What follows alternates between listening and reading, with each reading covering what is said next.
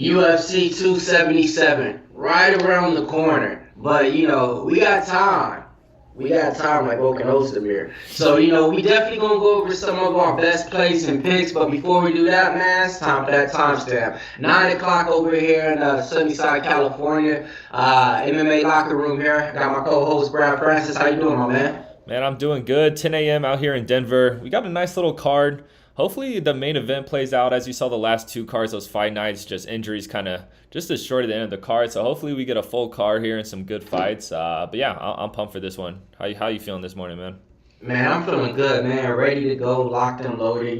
Just copped a little ice water coffee, iced coffee, however they call it, So definitely getting the juices going. Hopped in that cold shower, so I'm mentally ready for the day. Talking about last week, God damn, Tom Aspinall tears his ACL within the 30 seconds of the main event. But hey, worked out for you, right? Go ahead, tell him. Yeah, man. I had Curtis Blades as a premium pick. As the fight card kept going on, I was getting a little worried.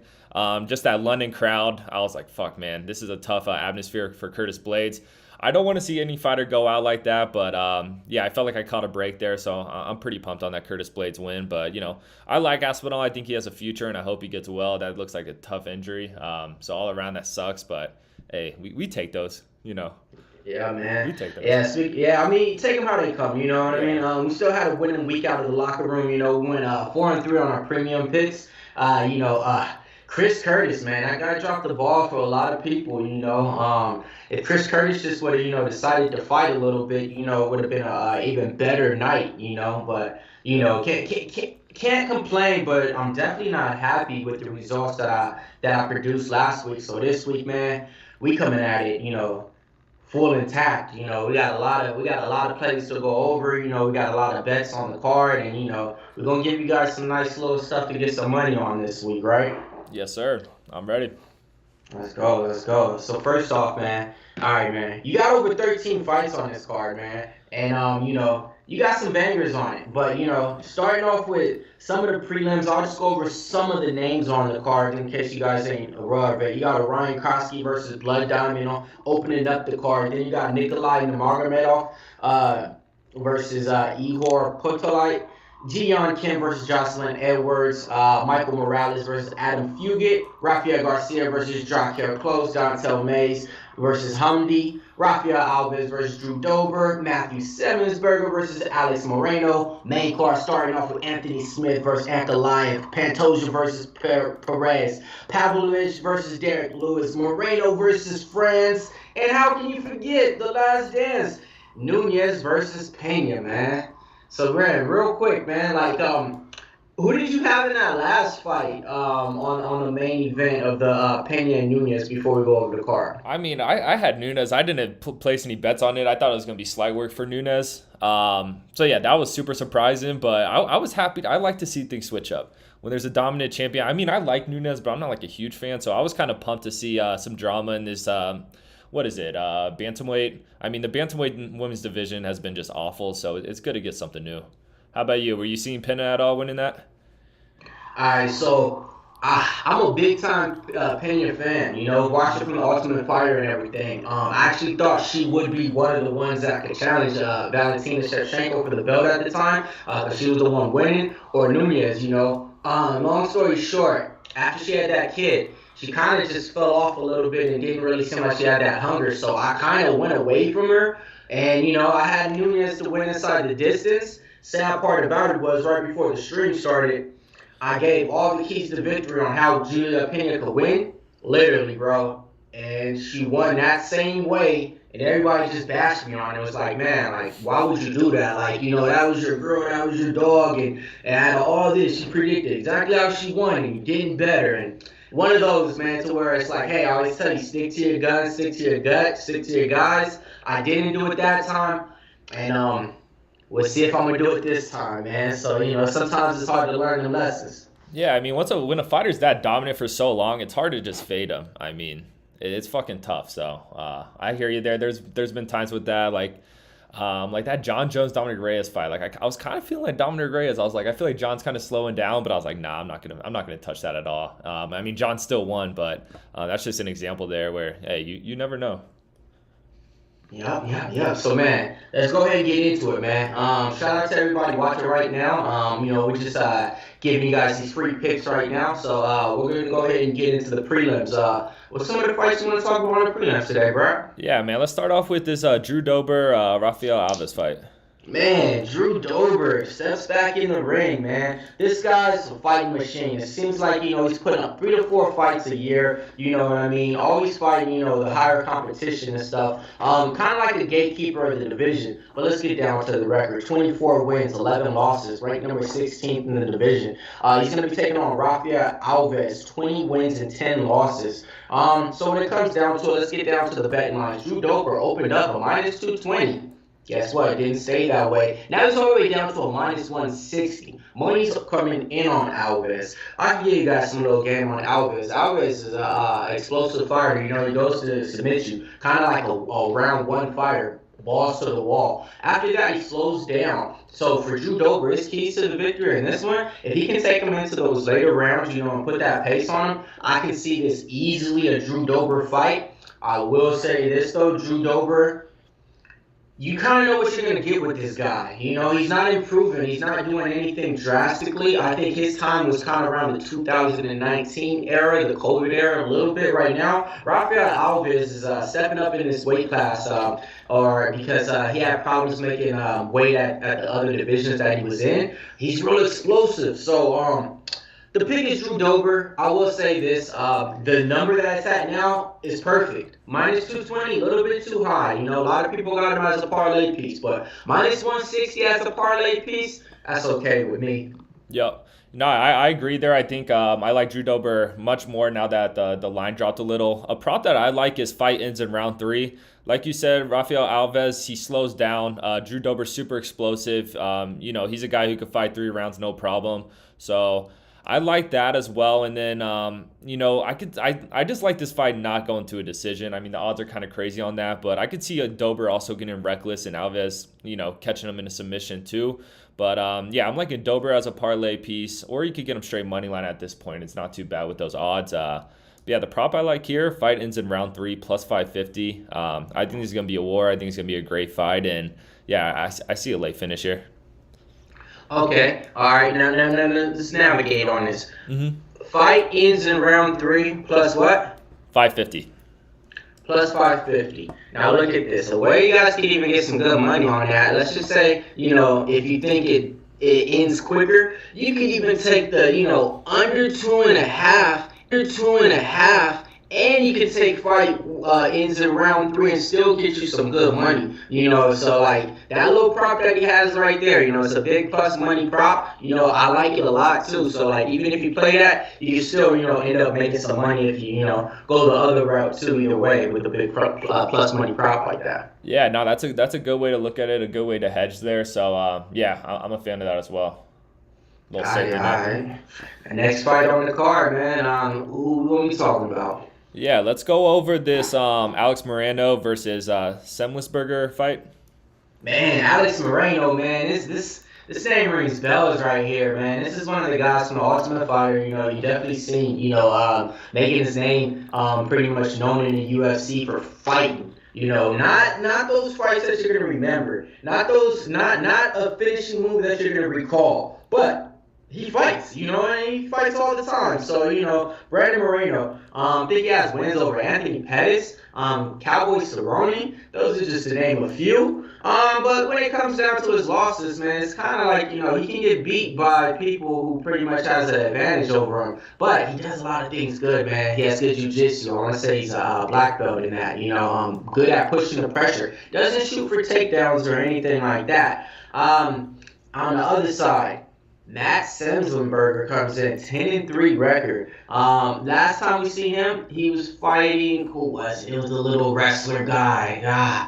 I forget the name. No time for tapology. Austin Fletcher. Fletcher. Something. I want to say something Fletcher. AJ Fletcher. Okay. Yeah. It was a good fight, man.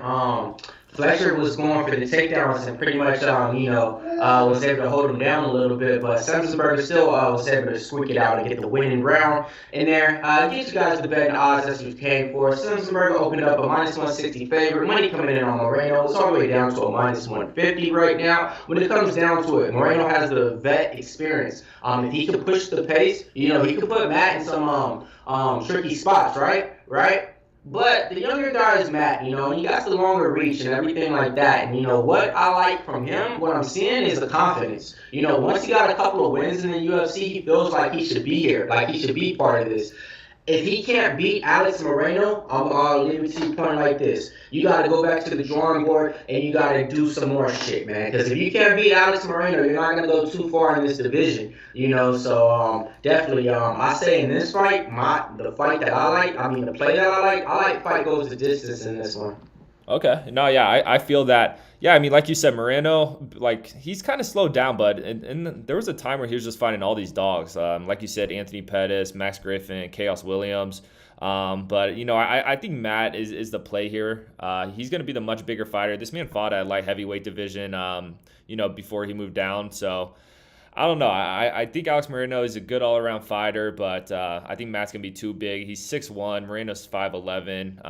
Moreno's going to have to bring the pressure to win this fight, which he is a good volume pressure. He knows how to get in your face and things like that, but that's a dangerous game to play with Matt. He has a lot of power. Out of his 10 wins, he has 6 knockouts. So, look, I see this being a competitive fight, but I'm going to go with the bigger guy here and take Matt.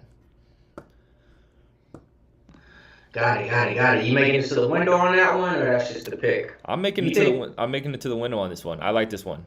Got it.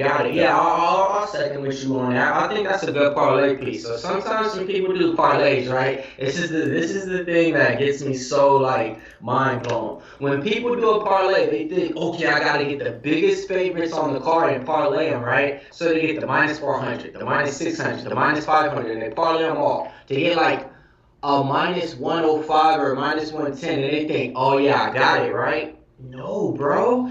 Just parlay you a nice little Matt Semelsberger, a nice little Drew Dober, and get you some plus 280 or plus 300 money, and it's a 2-fighter parlay. You ain't got to worry about, one of these fighters at this big price tag shit in the bed and shit. So, yeah, man, I like Matt as a parlay piece. Yeah. And yeah, I agree with that. I'd rather 2 -150s that I'm confident about than just fucking hitting 4 -400s, Some shit's going to go down there. There's always upsets every card. Always upsets every card, man. So here we go. Main card coming up, man. In this main card, man, you got some good fights in there. You definitely got some money spots to make some opportunities on. So starting with the main card, man. Magomed Ankalaev, 17-1, taking on Anthony Lionheart Smith, 36-16. This fight's taking place at the light heavyweight division. Magomed Ankalaev opened up at a -450. Didn't stay there. He's all the way up to a -650 right now, folks. Okay, is the price tag warranted? I don't know. If you ain't feeling him, go with Anthony Smith and get you some plus money. That's what somebody might tell you. I'm not that guy. Anthony Lionheart Smith, though, this guy, he done fought the who's. Put it like this. When he got to this division, this weight class, this is where he got good at. He fought in middleweight before. Wasn't that good. Fought at welterweight before in his career. Wasn't really that good. But once he got to light heavyweight, that's when he turned it around.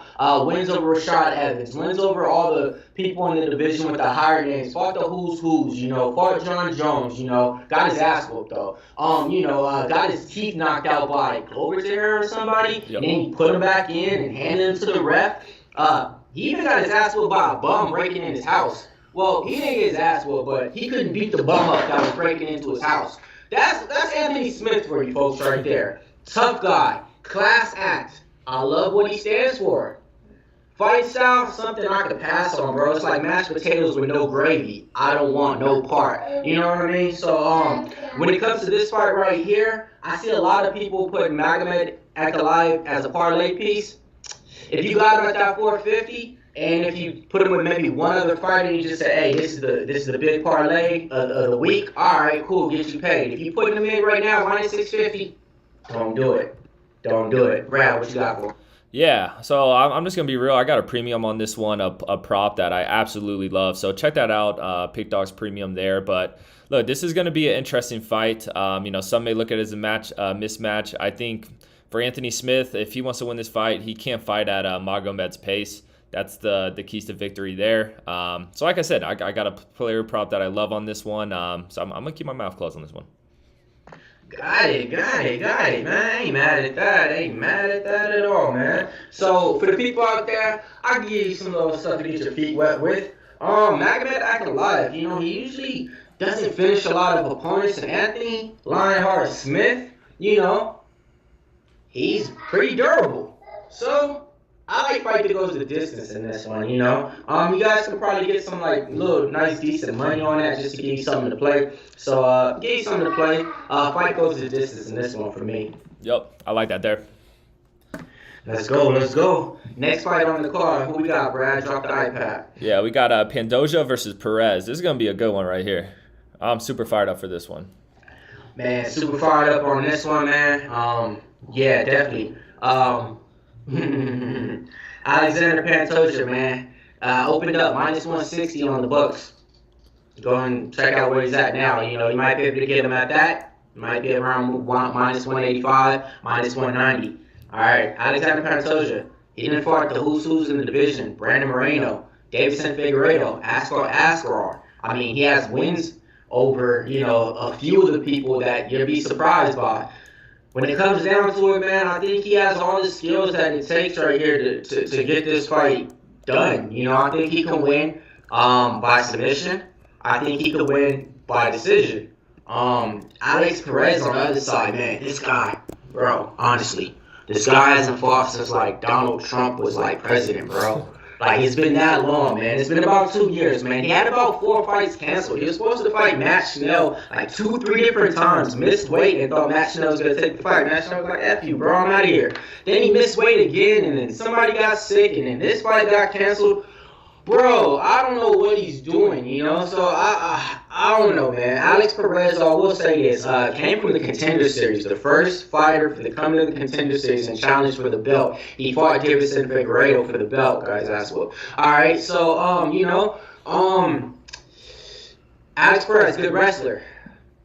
He got a cool leather jacket he likes to wear, but can't say too much on this one, Brad. Take it away. Yeah, I can take it away on this one. Yeah, I mean, like I said in the beginning, I'm pumped for this one. It's gonna be a super high level fight. Even without all the drama, Alex Perez drama, I mean, the dude is super high level. I don't like how he hasn't fought in 2021 or since 2020. And Pantoja, on the other hand, I mean, this dude is super dangerous. He has 8 wins by KO, 9 wins by submission. I think Pantoja is a lot more lethal when it comes to his weapons, but Alex Perez, he could be the better all-around fighter. I mean, he'll have the advantage when it comes to wrestling. So I think this is gonna be a super competitive fight. I think it's gonna be super close, and I don't see anyone getting finished here. I think these guys are too high level. I think both of them have a very good fight IQ. So I like this fight in an indecision at -125. It may get a little crazy at sometimes because, like I said, these boys are flyweights. They're super high level. They have a lot of speed, but yeah, I like this one going to a decision. I just think these guys are ready for the moment. Good fight IQ, and I don't see anyone getting finished here. Yeah, man. Hey, I like where you're going at with that, man. You know what I mean? Prop market going up. It's all about the props on this card for me. I mean, there's a lot of heavy favorites, so you gotta get a little creative with these ones. But there's a lot of opportunity to make money on these props for sure. I agree, man. Check it out, man. We got all our picks up there right now, man. So go ahead and get them, man. I got 6 plays up on the board. I got my prop market on there. I got my UFC TKO play. I got my underdog play of the week.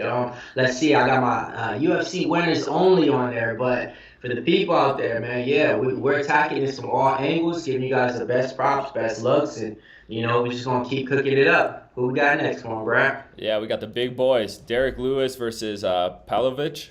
It's going to be a good one. It's going to be a crazy one. How you feeling about this one? All right, Derek Lewis, last time you seen him in the ring, he fought Kyle Dawkins, knocked him out in, I think, the first round. Don't quote me. I ain't looking at Tapology. Before that, I think he fought Cyril Gahn. Got his ass whooped. Nope. It was Tua Tuivasa. Yeah, that was his last fight. His ass out, right? Okay, yep. Cool. But yeah. All right, let me do this. All right, cool. Derek Lewis changed his camp, and he's saying that now he feels he's having fun at the gym. He's happy to go to the gym now to work out. He's having fun, right? My dude, bro, you've been fighting for like 8 fucking years, bro. You probably got about maybe 3 or 4 fights left in your career. And like you're barely having fun and going to the gym and enjoying it now at this point in your career when your title shots are done. You already fought DC for the title. You already fought for an intern. Like that's done. So now you're enjoying it. Now you're training. And now you're having fun. Alright, cool. Opening lines. Could have got Pavlovich at a plus 105 when he came out. Pretty much was a pick'em. Now, Pavlovich all the way up to a minus 150. Hopefully you guys got him when he was low. Derek Lewis, come back on him, plus 125. You know the story with him. 1 power, 1 hit. Oh man, lights out. Really I can't knock that, But that's only one path to victory. Pavlovich, I'm gonna be honest with you guys, man. Only has 4 fights in the UFC. Can't gauge it too long, Hasn't really fought the best competition in the fight resume. If you're looking at the fight resume, Derek Lewis all day. Gotta go with that. But when we talk about skill set, way more technical boxer, way better fighter, way better gas tank. Wait, shit, I don't know. We haven't even seen Pavlovich past the second round, I don't think, in the UFC. Derek Lewis, at least we've seen go, the distance and everything. But if you ask me, man, I'll be honest with you. A lot of people think round 2 ain't gonna start. That's something I'm gonna play. I'm playing round 2 to start, man. It's a little juicy, but yeah, I'm gonna just roll the dice right there and see where it lands. I got the opposite pick, man. I got fight 1 start, round 2, plus 100. Sergei, he has 16 professional fights, 13 of those fights ended in the first round. We've seen Derek Lewis, though. He has started off slow in some of his fights. He kind of just is patient, just waits for that counter punch. But Sergei don't mess around. That boy comes in and he comes in hot. So I expect Sergei to just go wild like he has been in his whole career, come at Derek Lewis, and one of these guys are going to get caught. I kind of see when this fight, I think the play here is to take the underdog no matter who it is because it's just a toss-up for me. The fact that you could get plus money on Derek Lewis, I think that's a steal. When you're able to get plus money on Sergei, I think that's a steal. So my opinion, whatever these lines end at, take the underdog and just hope and pray because this one I don't got too much analysis on because I just think someone's going to get caught and it's just whoever gets caught first. And I think that happens early. So, yeah, my play here, fight won't start second round plus 100. Got it. That's the official Mills versus Brad right there. Yeah, we always got one. We always got one. Always. I think you're up. I'm not going to lie, but I'm going to catch you. Yeah, well, that's what they all say. Yeah, we'll see. Let's go, man. Title fight. Intern title, man. Let's get into it. Brandon Baby Assassin Morono, 19-6. I mean, goddamn. Last time we seen him fight, it was against Figueiredo. And they put up a trilogy, man. Gave us 3 great fights. He was getting knocked around in that fight a little bit, though. Wasn't able to, withstand the hits. Lost his belt, so now he's back. Fighting card called Francois, because Dipson and Figueiredo said, hey, bro, I want more money. They ain't paying me enough. I might move weight classes. He ain't moved no weight class. What do? He hired a new agent, signed with Uriah Faber, because Uriah Faber said I can get you more pay-per-view points. Guess what? That's a fucking joke. He has Josh Emmett. Josh Emmett don't even got a title fight, and he's on like a 7-fight win streak. So big mistake from Figueiredo, but he signed with him to get more money now on fights and contracts. And yeah, so that's what we got going on. That's why we don't got Figueiredo fighting. He's on hold. He's injured right now. He's waiting to see more money, better contract, better deal. So now you got an intern fight. You like Figueiredo? Huh? Do you fuck with Figueiredo?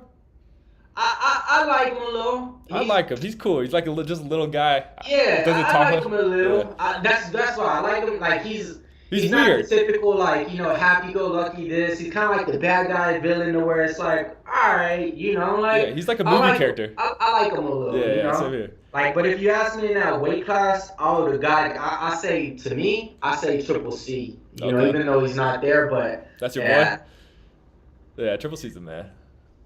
So I mean, shit. Like Brandon Morono, though, when it comes to it. Switch camps, got that loss. He said, I need to switch some things up. Out there training with Glory MMA with James Krause out there. I I like James Krause as a coach because during the fight, he's going to tell you exactly what he needs you to do. He's not going to sugarcoat shit. Once you get down there in the corner, he's going to tell you to go for the takedown, do whatever you need to. He's coming from a fighter's perspective, too. I love that, right? The thing is this, man. A lot of times when certain fighters go over there and train with him, they don't really get better. James Krause has the ability to take average fighters and make them improve. But when you're a good fighter, and you're trying to get to that next level, I'm sorry, it just ain't gonna happen at Glory MMA. So yeah, it's at a different camp right now, opening up lines, open up at a -200, all the way up to a -220. Come back on Kai Francis plus 178. Kai Francis been clearing out the division right now. Came from the Ultimate Fighters. The Ultimate Fighters that had all the champions from all the weight classes on there to compete. Since then, I think he had 3 or 4 fights in the UFC, getting some wins. Then, man, started running on some losing streaks, and everybody started forgetting about him. Hooked up with Izzy out there at Kickbox City. Y'all know what it is, man. When the coffee kicks in, let's go, man. Full speed now, man. So, clicked up with them. Ever since then, turned it around right now. Fighting like the fighter that he believes he is. Knockout power. That's what he possesses. Can knock out anybody in the division. Also, he has that nasty attitude. He has that I'm here, type of shit. I don't know if that's going to be enough, though, man. Brandon Morono, man, when he strikes, man, it's quick. He can go for the wrestling. He can go for the takedowns. This is a rematch, folks. They fought already. I remember this fight. Kai France was winning the first 2 rounds. He was putting it on Morono, and then Morono just turned it around and started whooping on him, So, I remember this fight when it did happen and shit. Morono turned it around and showed everybody I'm the dog, and that's when Morono started going on his little winning streak, too. So, rematch playing out right now. I'm going to just keep it real. I like Brandon Morono in here a lot. Yeah, nah, I agree. When I first saw this fight, I was kind of leaning Kai France just with these odds. I think there's a lot of value there. I thought these odds should have been a little closer, maybe Morono -145. So I think there is value at Kai France, but at the same time, like you said, these guys fought in 2019. Brandon Morono tore him up at the end of the fight, so that's in Kai France's mind. That's the last time he saw Brandon Morono in that octagon, was him beating his ass. So I think that plays a role. I think Kai France, he'll have the advantage on the feet, a slight advantage, but then Brandon Morono, man, he has that ground game where I think he could squeak out rounds here with his wrestling. So I think this is going to be a super close fight. But I like Brandon Morono via decision. Morono, what we all know, is tough as hell. That boy has a chin. You saw the shots he was taken by from Figueiredo. So I don't see Brandon Morono get knocked out. If Kai France is going to win by finish, that's how he's going to win. The only thing I'm worried about is a Brandon Morono submission. But, Kai France working with those guys at City Kickboxing. Those dudes are super high level. So I don't see him getting submitted. So I think this fight does go decision. And Brandon Morono via decision at plus 140. I think that's some pretty good value there. So that's the way I'm leaning there. Like it. We lighting up the candles all the same, man. Let's go. All right, man. So main event coming on, man. Appreciate everybody for watching us right now. If you guys can, definitely want to check out FightDawgz, man. It's not just MMA. We have everything covered. Free pick videos and everything. Best cappers over here. Check out Mitch's 7 picks in 5 minutes. Check out Jovan's parlay. Check out Ron Romanelli's rundown. Check out Brian Bittler's take it to the bank. Just check out everything over here at FightDawgz. And when you do, make sure you go ahead and check out our premium picks today, because we got this UFC card covered, man. I'm talking about covered. I'm talking about angles. I'm talking about props. I'm talking about parlays. I'm talking about everything you need to get you on top. Main event time, folks. And we got a banger. Juliana Pena comes in, taking on Amanda Nunes. Let's get down to the betting lines. Amanda Nunes opened up a -270, came all the way down to a -260. Now she's back up to a -285. The way the fight played out last time, in case the people don't remember, Amanda Nunes was winning the fight in round 1. She was beating up Juliana Pena. And you know what happened in round 1 and round 2, Brad? She lost. That's it. It wasn't an onslaught. It wasn't oh my, she just got her ass whooped for 20 minutes and she's outclassed. She lost the fight. That's it. All right. So that's how I'm gonna play the narrative. I'm not gonna play it too much big or anything like that. Nunes, man. Yeah, -275 is the lowest that you would ever have Amanda Nunes in the last 5 years. Only time she's been this low when she was underdog versus Chris Cyborg. There's no way I'm passing up on this. the people out there with your little stupid stats, they got stats like the last time a champion lost her belt on a rematch is like 11-2, blah blah blah blah blah. In other words, what they're saying is Juliana Pena is gonna win because every single time the champion fights the person back for their rematch, they always win, and the other person never gets their belt back, right? Cool. I ain't here for history. I'm here for her story, and that's what she's gonna write. She's gonna get that double champ back. Lionheart, Amanda Nunes. If I'm wrong, guess what? Won't be the first. Yeah. No, no, I agree. I think when you're dominant for that long, like you're gonna have a fluke night, you're gonna have an off night. You know, shit's not gonna be perfect. And when it comes to that first fight, I mean, I just think Amanda Nunes got a little cocky. Are you checking the audio, Mills? Is that what you're doing? Yeah, I saw it echoing in the comments. I think it may be fixed. Could someone let me know? But yeah, I think Amanda Nunes got a little cocky there. I think she was like, all right, this is going to be slide work, and came in and kind of just gassed out in that second round and got beat. So I think she's going to fix that, and I think she wins inside the distance. She looked pissed as hell in those face-offs. So, look, I think we take Nunes inside the distance here. I think we see maybe a third round, fourth round. She gets on top of her, maybe chokes her out or ground and pounds her. So, yeah, I'm on Nunes all day. Yeah, it's someone said it's sorted. There we go. Sorry, boys. We're back though. Yeah, we're both on Got it, Nunes. got it. Nunez Yeah. all day. All right, cool. I think we got some stuff going on with the audio or something, but on my end, you sounded like a robot, so I had to pull it up on YouTube just to hear what you were saying. Was that good? But so yeah, yeah, yeah. Nunez Okay. all day, all Okay. day. Is the audio straight though when you heard it? Yeah, same shit. All right, cool. Hell yeah. So we gonna go ahead and wrap it up, man. Appreciate everybody in the chat. Now we about to give you guys our best plays, best lottery pick, and lottery pick parlay.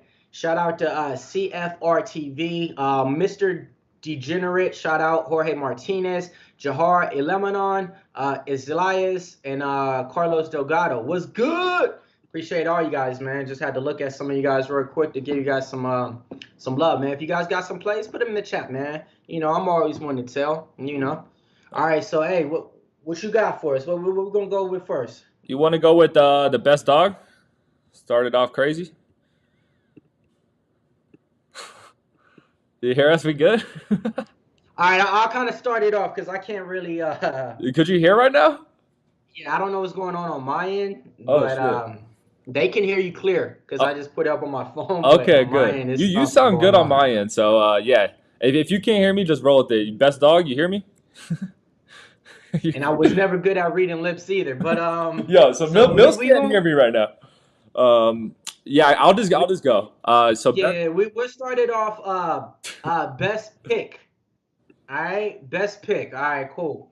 My best pick of the night, uh, Carlin Orske.